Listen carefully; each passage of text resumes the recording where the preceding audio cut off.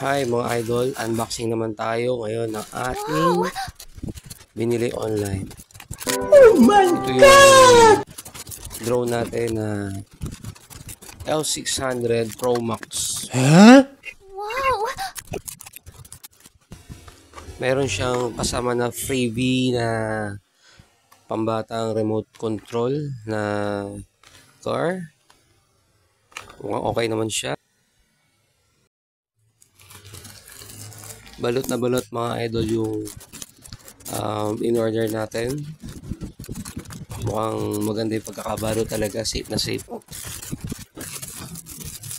Yung in-order natin na drone, mga idol, meron na siyang kasama na bag. Secured na secured talaga siya.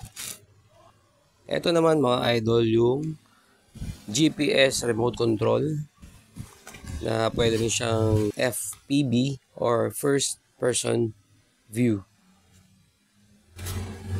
Ito yung antenna mga idol. Then meron na rin siyang battery na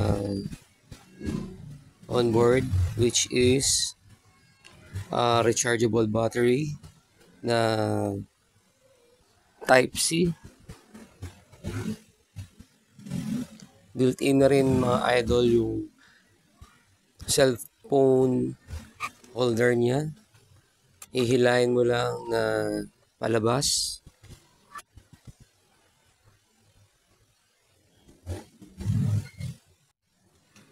Yung in-order natin mga idol, meron na siyang kasama na obstacle avoidance o yung sensor para hindi siya bumangga-bangga.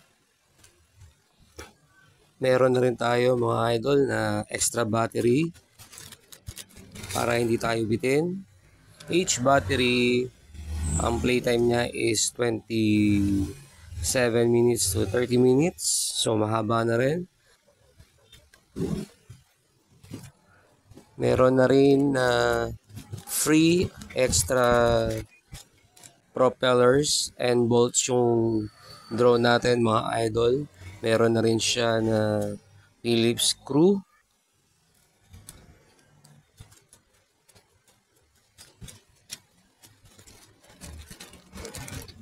Siyempre mga idol, hindi mawawala ang drone manual o may gali Chinese version. Okay. Meron nun pala na English version. So okay na okay ito mga idol. At syempre ang hinihintay natin mga idol, yung drone natin, which is secured na secured with aluminum sheet. Okay to mga idol ha. Talagang safe na safe.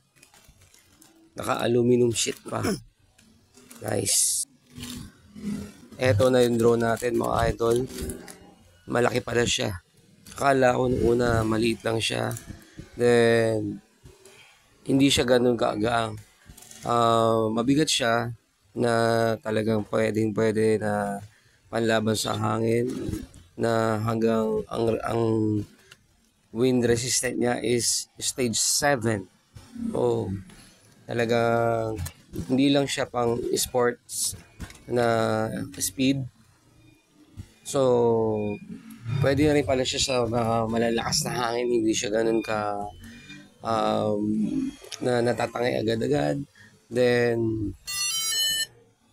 maganda pa nito 3-axis gimbal yung drone natin, na hindi siya ganun ka vibrate. Secured na secured mga idol yung camera natin na 3-axis gimbal. Yung camera natin mga idol, electronic intelligent na rin siya, na merong tilt remote dun sa remote control natin. Panalo na rin mga idol yung drone natin sa price niya. Pagpapalipad na lang ang kulang.